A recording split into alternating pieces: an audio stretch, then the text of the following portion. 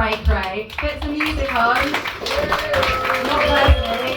I want to see hands like this. You can't really do that and clap at the same time, can you? Just groove, clap, go absolutely crazy. For the fabulous Jay Stromer!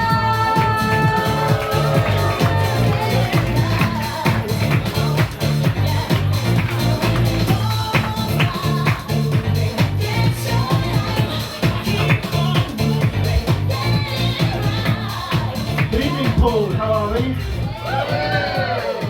I also hate the sun.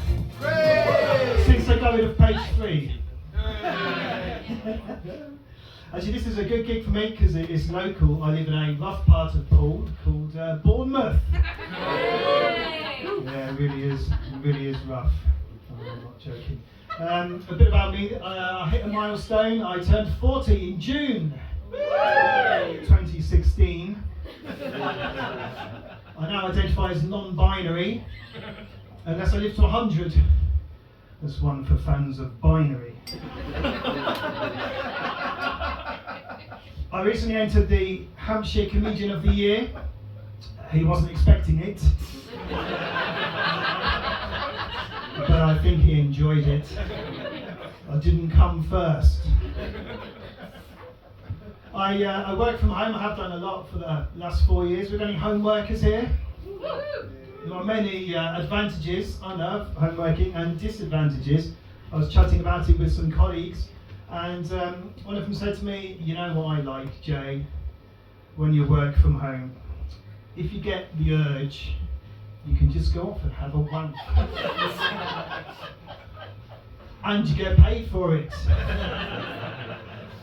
To be honest, I was quite shocked that she came out with that. I said to her, well, that's fine, but in the team meetings on Zoom, turn the camera off. I do not need to see you strumming away. But there are some disadvantages of working from home. I find this very stressful. That's when the Wi-Fi goes down. If it was the Wi-Fi going down all the time, that would be very stress relieving. That would be okay. To be honest, I am looking for an upgrade because I need something that works less intermittently. I need better service around the house. But divorces are expensive. Oh dear, my wife hates that joke. She really does. But I've got obviously a wife and I've got 2 kids, and we've gambled tonight because I'm out, my wife is out. And we've not got any babysitters. So the kids could be throwing a wild party.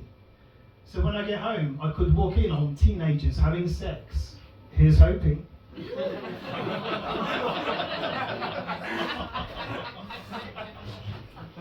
No, we had to stop using our last babysitters. Well, they didn't like being called that, to be honest. They preferred the term social services. My son, my youngest, he started secondary school in September, and I said to him one day, oh, what have you been studying? And he turned to me and said, Jim Davidson. I said, Jim Davidson? That seems a very strange subject to study. Maybe it's the UK secondary education sector trying to redress the balance after 30 years of cultural Marxism pervading. I said, as political as I get, I said to him, oh, what have you covered? He said, generational issues. I said, no, he presented the Generation Game on BBC One. I said, what else? He said, problems in the Middle East. I said, problems in the Middle East? He was entertaining the troops in Iraq and Afghanistan. I said, what else? He said, the Torah. I said, no, he was known as the Tory because he was the only comedian daft enough to admit he voted Conservative. Then I thought to myself, did he say Jim Davidson or did he say Judaism? It turned out it was the latter, which I think is probably a good thing, to be honest with you. Now, I've just got back from some winter sun. It wasn't a proper holiday because I went with my wife and kids. But it was a cheap holiday because it was in term time. So I went to my kids' school and I said to them what I was planning on doing, taking them out. And they said, that's okay, Mr. Somer. You can take them out. We will just record it as an unauthorised absence. I said, fine. And they said, yes, we will. So I've got that expense to come. A friend said to me, are you not worried about the impact on the 2 kids' education missing a week of school? I said, 2 kids, more like 300. My wife's a teacher. Luckily, they've not noticed that our mum's died abroad twice in the last 5 years. But it was a great holiday, and let me tell you, I got laid a lot. Oh no, I've said that wrong. So I got lays a lot. They are the foreign Walker's crisps. You can probably tell from my shape. Now I should point out that having sex and a packet of lays are the 2 very different things.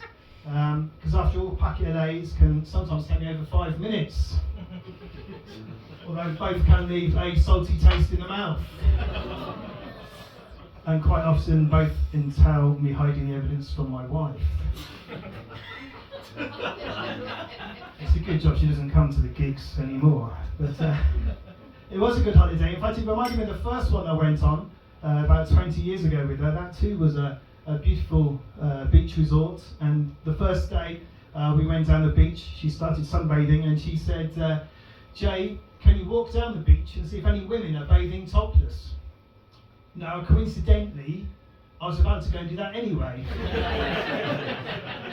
So to be able to do it with her permission, I took it as a sign very much that she could be the one to marry.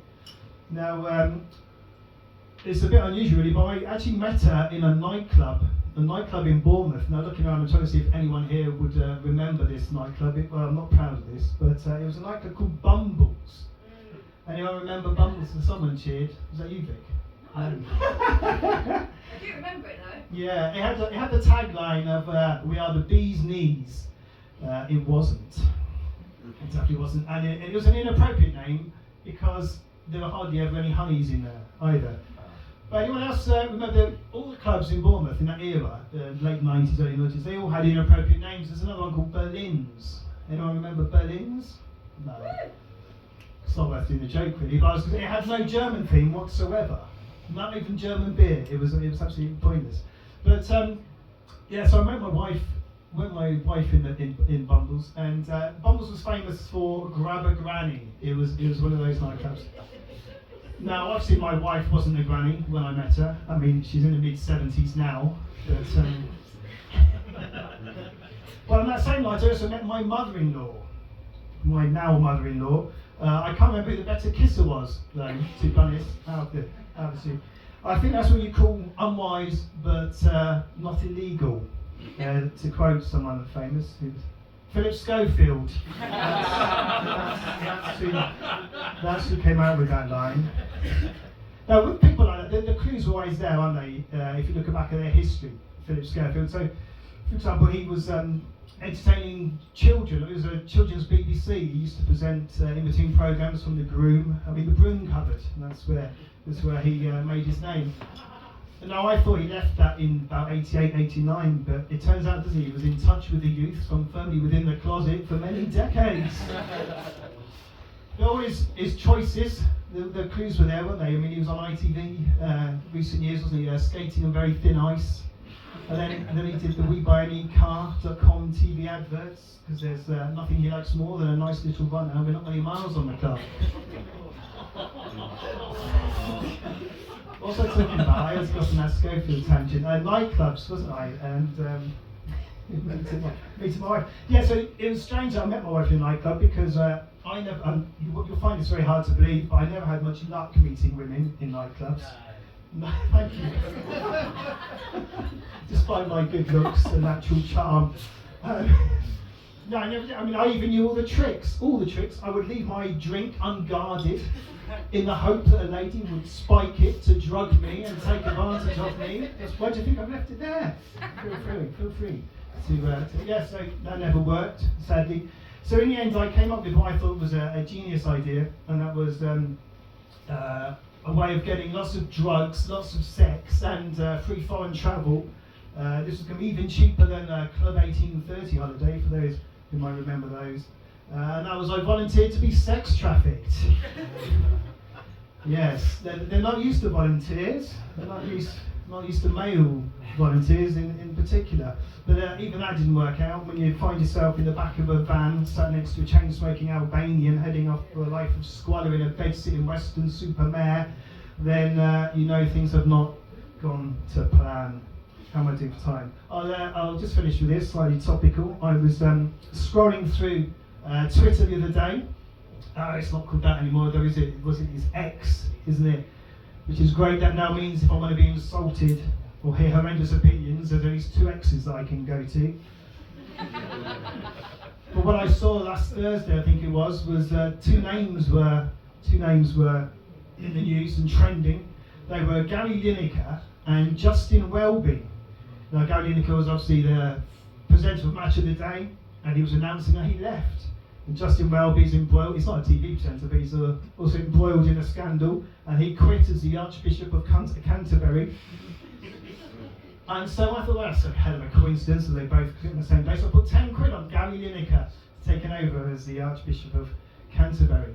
Because, for many reasons really, but I think he's got the right qualities, hasn't he? He's ungodly, he's woke, and he hates the Tories, which are 3 prerequisites, I think. But also, he seems to me the kind of idiot